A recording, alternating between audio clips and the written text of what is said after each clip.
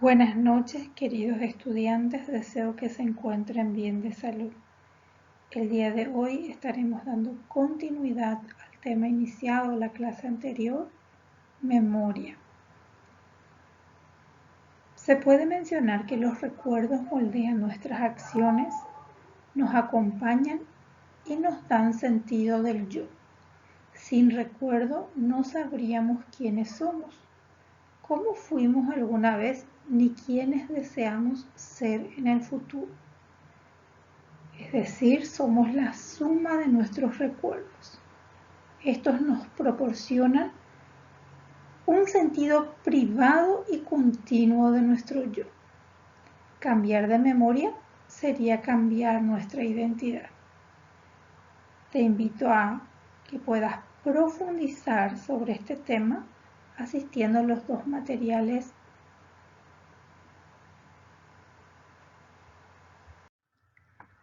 En la clase anterior estuvimos analizando diferentes tipos de memoria, por ejemplo, la memoria sensorial, la memoria a corto plazo y la memoria a largo plazo.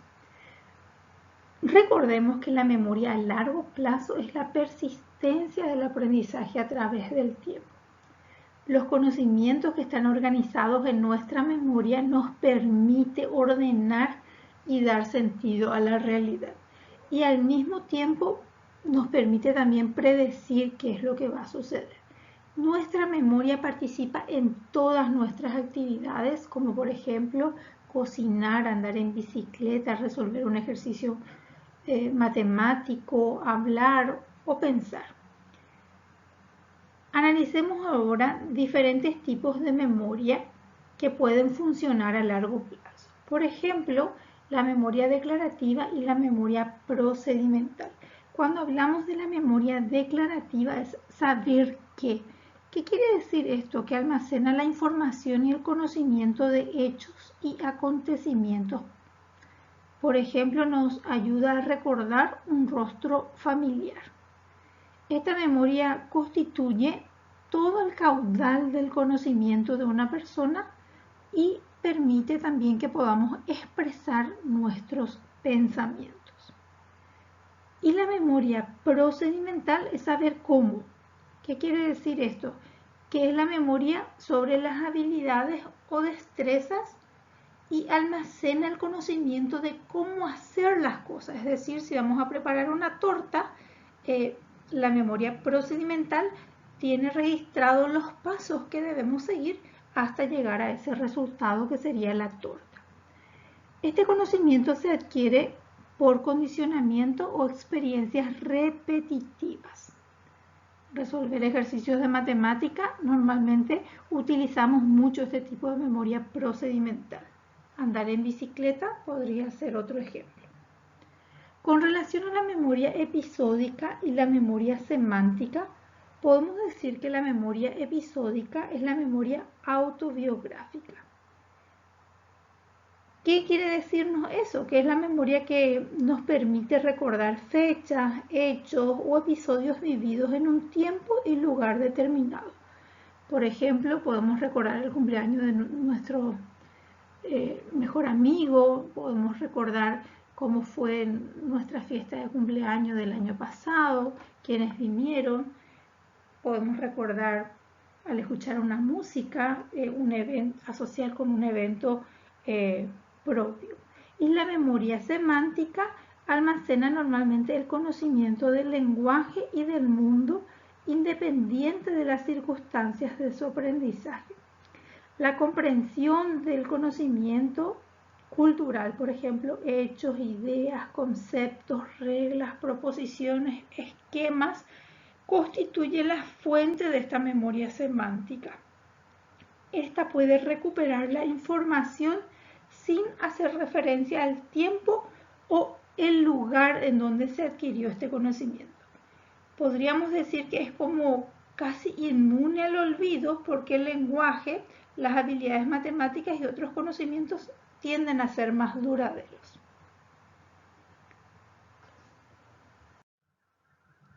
Recordar es extraer información de la memoria de algo que hemos aprendido o vivido.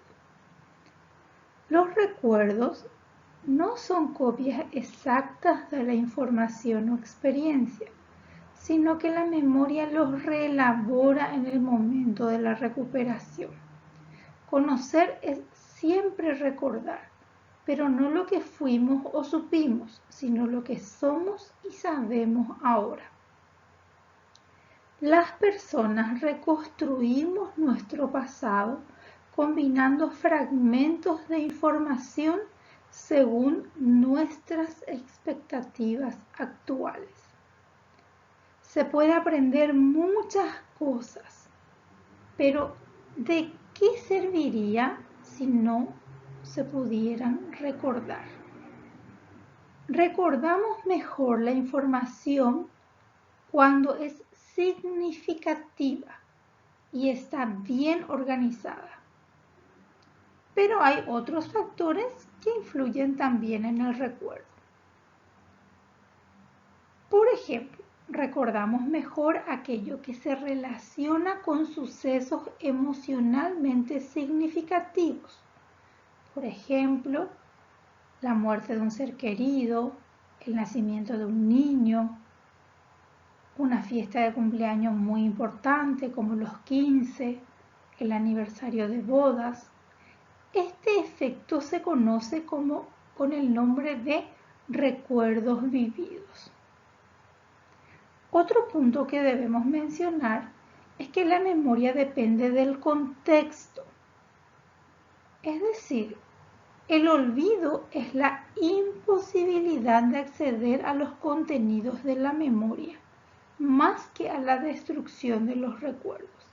La recuperación de un recuerdo es más fácil si acontece en el mismo contexto donde ocurrió el aprendizaje. Otro punto es el estado de ánimo y el recuerdo, lógicamente, influye notablemente en la memoria. La memoria no procesa igual todos los estímulos, graba mejor aquellos que lógicamente le interesa o lo que es muy nuevo o lo que es muy emotivo. Lo que se experimenta en un estado de ánimo similar será recordado mejor cuando se reinstaure ese mismo estado. Otro punto es que también rellenamos los huecos de la memoria. A veces extraemos conclusiones precipitadas y afirmamos cosas que no han sucedido en nuestro afán por salvar nuestra memoria. Este efecto puede tener implicaciones graves en los testimonios, por ejemplo, de testigos oculares en los tribunales, debido, lógicamente, a la poca fiabilidad que pueden alcanzar los recuerdos. William James decía, si lo recordáramos todo, estaríamos tan enfermos como si no recordáramos nada. El olvido es la incapacidad de recordar nombres, fechas, hechos o conocimientos. Se produce por una saturación de información o por fallos en la recuperación. Aunque recordar todo sería tan terrible como no recordar absolutamente nada. Las causas del olvido son muy diversas. Por ejemplo, una lesión o degeneración cerebral. En este caso, el olvido se produce porque la persona tiene una lesión cerebral o por alteraciones neurológicas. Por ejemplo, la enfermedad de Alzheimer. Otro caso podría ser por la represión o también denominado olvido motivado. En este caso, la persona olvida porque la información es perturbadora o dolorosa. Freud pensaba que la represión de los recuerdos tristes o desagradables es un mecanismo de defensa para combatir la ansiedad. Por ejemplo, podríamos decir, con relación al olvido motivado, que una maestra llama a una madre para una entrevista porque está preocupada por la hija y la madre se le pasa o olvida la cita de entrevista con la maestra por temor o lógicamente porque no quiere tener esa información que puede recibir, le puede generar cierto daño. Eso podría ser un ejemplo. Con relación a la interferencia, podemos decir que se produce a causa de una competencia entre las experiencias que una persona vive. Podemos distinguir dos tipos de interferencia, la interferencia proactiva y la interferencia retroactiva. Con relación a la interferencia proactiva, la información aprendida dificulta un aprendizaje posterior. Es decir, aprendimos a sumar fracciones de forma horizontal y cuando nos quieren enseñar a sumar de forma vertical nos resulta muy complicado.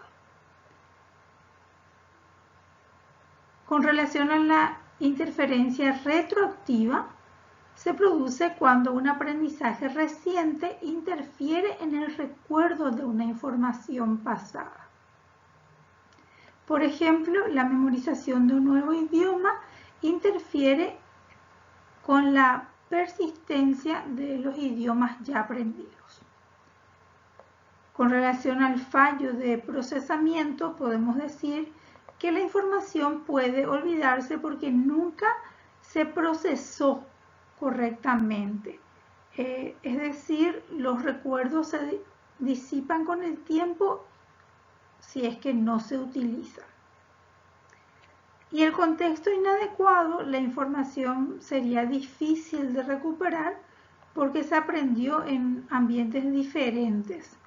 Los recuerdos adquiridos en un estado solo vuelven a la persona cuando ella está en ese estado, pero no están disponibles cuando ésta se encuentra en otro tipo de estados.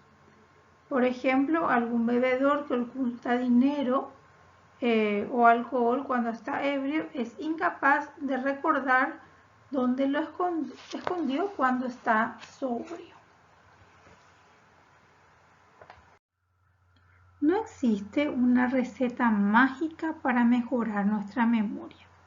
Memorizar es una tarea difícil y las técnicas de memoria no hacen que sea más sencillo, sino que sea más efectivo. Todos los ejercicios memorísticos tienen como base algunos de estos principios generales: la atención, el sentido, la organización y la asociación. Cuando hablamos de atención, recordemos que es un proceso selectivo de la memoria, por el que atendemos a los estímulos importantes e ignoramos los irrelevantes. Para recordar algo, lo primero que debemos hacer es atender para que se pueda codificar y organizar la información. El sentido, la memoria mecánica, consiste en recordar una información repitiéndola varias veces. Cuando se otorga un sentido a esa información, entonces se recuerda con mayor facilidad. La organización, la información debe estar organizada, bien organizada para que pueda ser recordada mejor. Cuando hablamos de organización, los esquemas personales favorecen al recuerdo, porque cada persona tiene una manera peculiar de realizar las organizaciones de sus aprendizajes. Con relación a la asociación, consiste en relacionar lo que se desea aprender con algo que ya se sabe. Por ejemplo, si quiero recordar dónde está ubicada Italia, puedo dibujar una bota o asociar con una bota y de esa manera voy a recordar su ubicación. No olvidemos que los recuerdos compartidos nos unen a nuestros seres queridos, vecinos y contemporáneos. Si perdemos la memoria, quedaríamos a la deriva en un mundo ajeno. Por la atención, muchas gracias.